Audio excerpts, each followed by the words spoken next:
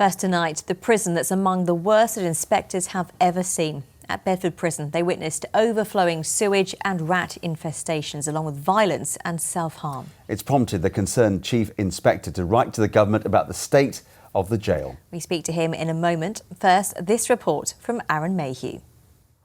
Rats, cockroaches and mould-ridden cells. These just some of the issues discovered by inspectors at Bedford Prison in November. The jail was described as neglected and overcrowded, walls covered in graffiti, furniture broken. One cell smelt so badly of mould that it was overpowering, while underground segregation units regularly overflowed with sewage.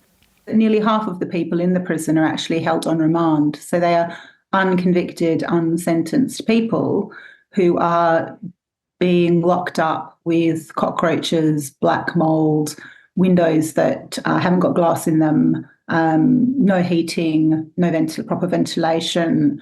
The conditions at Bedford Prison are a disgrace.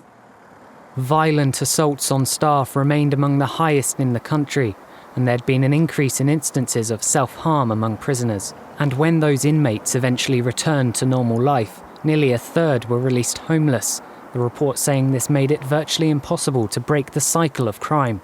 A spokesperson for the prison service said, "The findings of this inspection are unacceptable, which is why we're taking urgent action to address the concerns raised. This includes deploying extra frontline officers to reduce violence and improve safety, undertaking refurbishments to improve living conditions, and ensuring offenders get greater access to the education and skills they need to turn their backs on crime." The issues at Bedford aren't new. In 2016, hundreds of inmates rioted, causing staff to flee for their safety. And as staff walked out over conditions 2 years later, urgent concerns were raised to the government.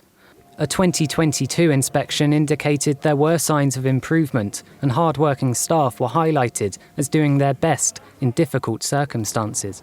But with inmates described as living in squalor for 23 hours a day, inspectors say this latest report shows Bedford Prison remains in a state of deterioration.